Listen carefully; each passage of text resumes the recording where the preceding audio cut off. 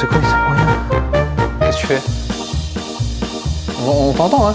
Aujourd'hui, je vais vous présenter 5 moyens de faire la logo professionnelle.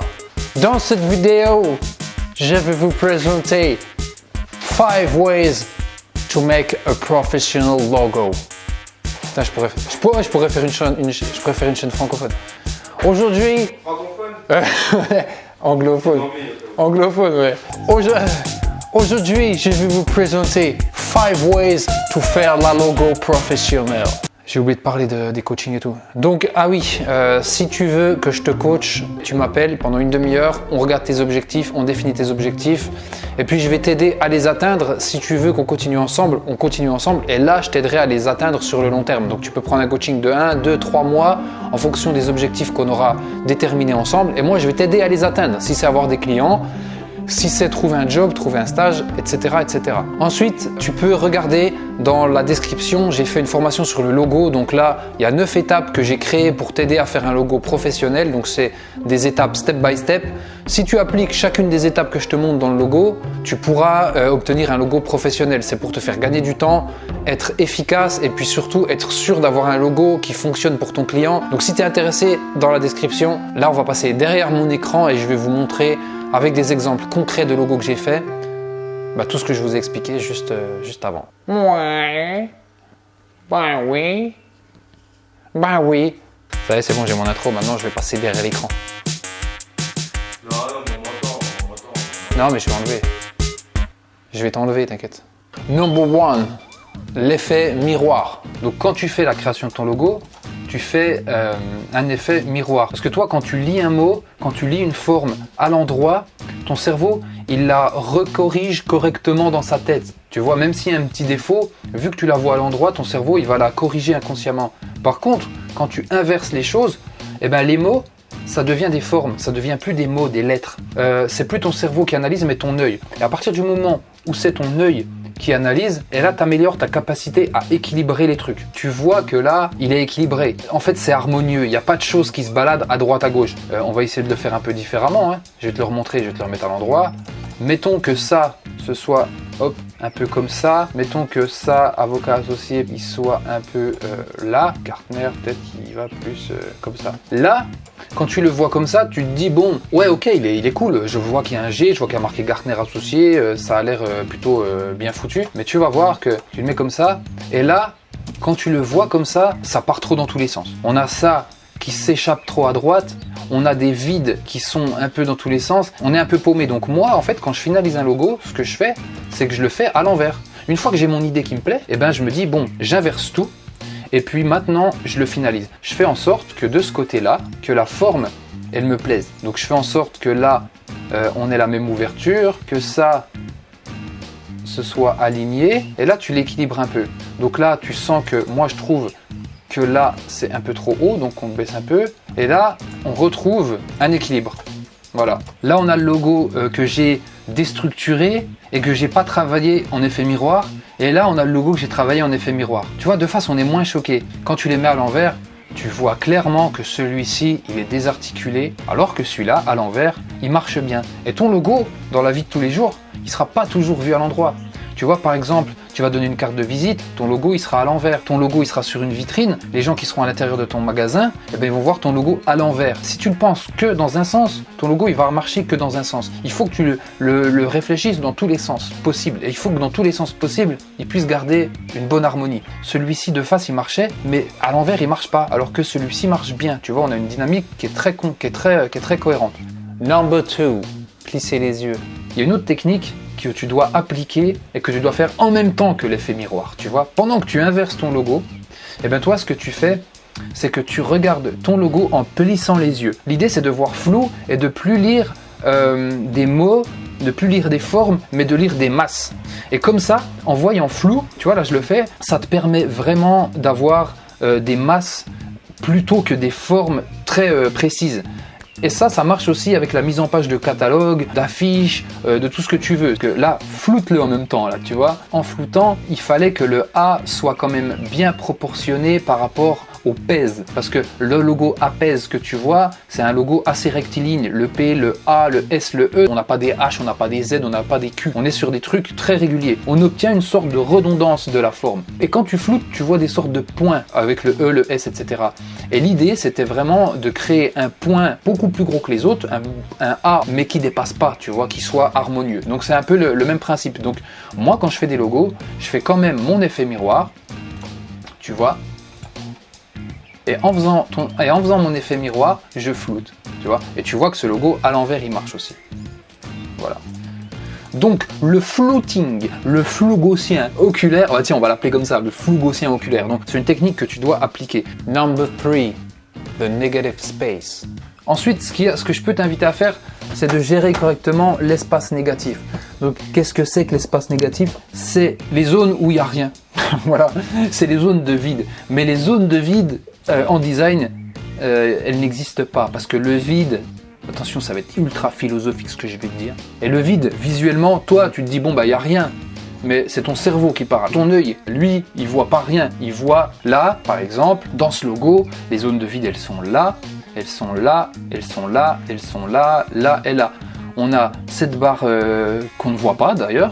On a cette barre là qu'on ne voit toujours pas. On a cette barre oblique qu'on ne voit pas. En fait, on la devine juste avec le V, avec la coupe du V et puis le A. D'ailleurs, tu vois que le V et le A sont parallèles. En fait, je me suis servi de cette courbe là pour découper le A. Mais bon, bref, ça c'est une autre histoire.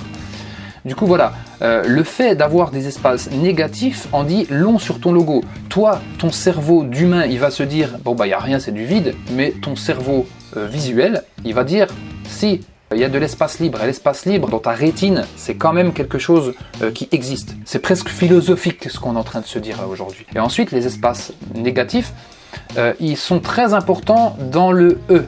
Tu vas voir. Là, l'idée, ces espaces vides, c'est de les faire assez grands. Un espace vide qui n'est pas assumé et qui est un peu trop fin, tu vois, par exemple, on va essayer de triturer le logo, tu vois. Par exemple, voilà, un espace vide comme ça qui est trop fin, c'est un espace vide qui ne prend pas toute son ampleur, il n'est pas assumé. Il faut vraiment marquer les espaces pour qu'ils prennent du caractère. Un mortel, il va lire value, tu vois, il va pas voir un logo. C'est pas juste une police de caractère, tu vois, c'est ça la différence. Mais toi, tu vas dire, ah ouais, quand même, c'est très équilibré, il y a du rythme, etc., tu vois, c'est bien proportionné. Et ça, cette proportion, cette harmonie, je la dois principalement à l'espace négatif, aux espaces négatifs qui se trouvent dans ce logo. Par exemple, je vais te montrer un autre logo qui utilise bien le negative space. Voilà, un logo qui joue beaucoup sur les espaces négatifs, mais toi tu t'en rends pas compte, c'est le logo de la Nintendo Switch. Le cercle que tu vois là, qui est en négatif justement, il est beaucoup plus gros que celui-ci. Simplement, tu t'en rends pas compte. Parce que celui-ci est en plein, il y a une bordure autour, il est sur du rouge, donc tu le vois. Mais celui-ci, qui est en négatif, eh ben, il est obligé d'être plus gros pour avoir l'impression qu'il est de la bonne taille. Donc l'espace négatif a besoin d'être augmenté, a besoin d'être travaillé pour donner de la force au logo. Par exemple, là, la barre de l'espace négatif qui est là, elle est plus épaisse que celle qui est en blanc. Si tu voulais faire ton logo au millimètre près mathématiquement, tu aurais fait la barre là de la même taille que le blanc. Mais simplement, l'espace négatif, tu dois jouer avec. Et étant donné qu'il est matériellement moins présent, tu dois, par son absence, augmenter sa perception. Tu vas être obligé de l'augmenter pour obtenir un truc équilibré. Il y a une autre technique, c'est de mettre son logo de très loin. Number 4, regardez son logo de très loin. Quand tu fais ton logo, là on est à peu près à la taille sur laquelle n'importe quel designer travaille. Donc tu sais, tu travailles ton logo, tu travailles tes formes à cette proportion-là. Mais de temps en temps, ce qu'il faut faire pour voir si justement ça marche, il faut le mettre de loin. Et de loin, on doit le lire. Si de loin, on n'arrive pas à le lire, c'est qu'il faut que tu le retravailles. Encore une fois, tu vois que l'effet miroir joue son jeu, tu vois que le fait de flouter, ça joue son jeu. Mais là, quand on le met de loin, tu vois que ce qui intervient le plus, c'est l'espace négatif. Quand tu le vois de loin, si tu as des espaces négatifs trop fins, eh ben on va pas voir, tout va se chevaucher. Si tu as des trucs trop larges, tu vas mal le lire parce qu'il va pas être harmonieux. Là, pareil, le G que j'ai fait, quand tu le vois à cette taille, tu le vois là, tu le dézoomes, franchement, il n'y a pas de problème. Quand il est comme ça fonctionne. Au début, j'avais fait cette version de logo avec un trait au milieu. Il y avait un petit blanc au milieu, comme ça, qui séparait le truc.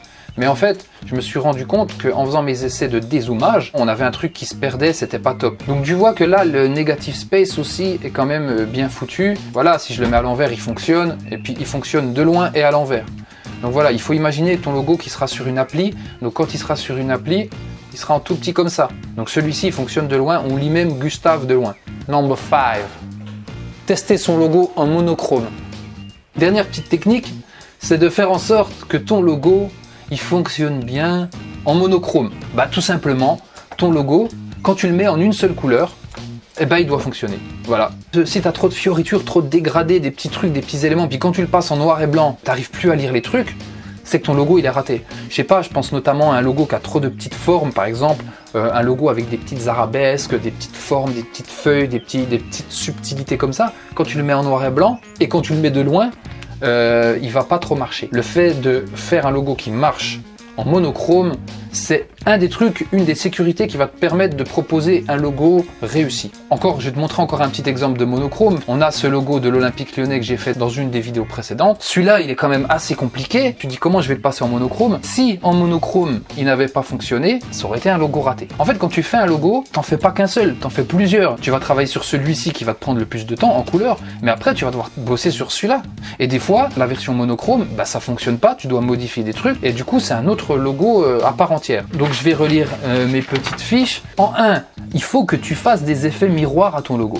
En 2, il faut que tu plisses les yeux pour voir flou. En 3, tu dois gérer les espaces négatifs, the negative space. Ensuite, tu dois regarder ton logo de très loin. Et après, tu dois le travailler en monochrome. Et puis bon, j'ai un petit bonus, c'est quand tu fais tes recherches de logo, tu prends 1 heure et tu te dis, je fais 50 croquis. Franchement, ça va vite. Hein. C'est 5 pistes avec 10 déclinaisons. Et ne prends pas ton logiciel. Ne prends pas Illustrator, ne prends pas ton ordi. Parce que si tu fais directement tes recherches sur Illustrator, tu vas avoir le mauvais réflexe d'utiliser les outils que tu connais bien.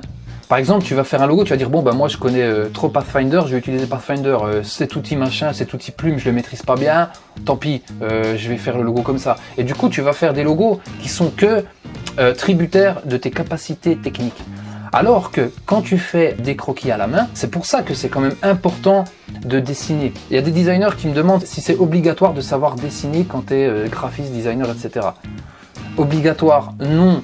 Parce que maintenant, il y a tellement de logiciels qui te permettent de faire des trucs que tu peux switcher l'étape de dessin. Mais le fait de dessiner, au niveau de ton cerveau, ça va créer des connexions différentes de ce qui se font sur l'ordinateur. Quand tu dessines, tu réfléchis pas de la même manière que sur ton ordinateur. Donc c'est pour ça que dessiner, ça te fait concevoir des formes dans ta tête, tu travailles les courbes, tu travailles beaucoup de trucs, ça t'apporte un entraînement. Voilà, c'est comme par exemple un footballeur qui fait du footing. Il y en a qui sont bons au footing, il y en a qui sont moins bons, il y en a qui sont pas rapides, mais c'est pas parce qu'ils sont pas rapides qu'ils vont pas travailler leur vitesse à l'entraînement et leur démarrage, tu vois. Parce que ça te permet d'avoir un niveau. Et si tu travailles pas ça, tu peux t'en sortir dans le design, mais tu n'auras pas ce niveau. Si tu veux avoir un niveau très haut, eh ben tu travailles le dessin. Si tu trouves que tu es nul en dessin puis que tu travailles pas ça, tu dis bon bah tant pis, je fais pas de dessin. Eh ben, tu auras un niveau en dessous. Et puis les clients, ça les rassure de voir que toi, justement, tu es un artiste, t'es pas comme eux. Parce que si eux, ils se disent, bon, bah en fait, moi, ça veut dire que je me mets juste sur Illustrator et c'est bon, j'y arrive. Le dessin, c'est quelque chose qui n'est pas maîtrisé par tout le monde parce que tout le monde n'a pas le temps, tout le monde n'a pas envie. Et il y en a plein qui n'ont pas la patience de faire du dessin. Et toi, si tu as cette patience, eh ben, franchement, fais-le. Donc, être un maître du dessin, non, mais dessiner, pratiquer le dessin, franchement, c'est presque obligatoire. Une autre technique que je vais te donner, une fois que ton logo, tu le sens au point, tu le finalises. Comme si je l'envoyais au client, sauf que tu l'envoies pas au client. Tu le laisses 2, 3, 4 jours macérer, tu vois. Et puis, après, tu le reprends 3-4 jours après et tu vas voir des défauts. Quand tu arrêtes de travailler, et c'est là la magie, c'est pour ça qu'il ne faut pas facturer autant de travail. Quand tu factures autant de travail, c'est biaisé parce que même si tu n'es pas en train de faire des croquis, tu travailles. Tu vois d'autres logos sur Insta en te baladant et tu dis ah tiens, mon logo, je pourrais lui faire ça, et tu as des idées qui gèrent. Donc ton cerveau, il travaille en fait. Donc moi, comment je facture au client? Je facture en temps d'oppression de mon cerveau, la RAM utilisée sur mon cerveau. Si ce projet de tel client, il va me prendre 40% de mon temps de réflexion, ça va être cher. Si c'est un truc qui va me prendre que 10%, bah ça va être moins cher. C'est pas du temps de travail, c'est du temps de consommation de la bande passante. Bon ben voilà, j'espère que cette vidéo vous a plu. N'oubliez pas de vous abonner sur la chaîne, n'oubliez pas d'activer la cloche des notifications. Si vous êtes intéressé par la formation justement du logo, vous pouvez la trouver dans la description. Et puis si vous voulez des coachings, je peux vous accompagner gratuitement pendant un petit accompagnement entre 15, 20, 30 minutes. Parfois ça dure 1 heure pour les plus bavards et ceux qui ont plus de questions et ceux qui sont vraiment intéressés pour un coaching à aller plus loin. On définit des objectifs et puis tous ces objectifs, par exemple si c'est trouver des clients, si c'est trouver un job, etc., etc. On fait tout ce qu'on peut pour y arriver. Moi, mon but, c'est de vous aider à atteindre votre objectif. Je te dis à bientôt. Bienvenue chez les pirates du design. On va tout raser, on va tout recommencer, mais en mieux. On va se débarrasser des gueulards, des gens qui savent tout mieux que tout le monde et qui ont un avis sur tout. On va pirater tout ça. À bientôt.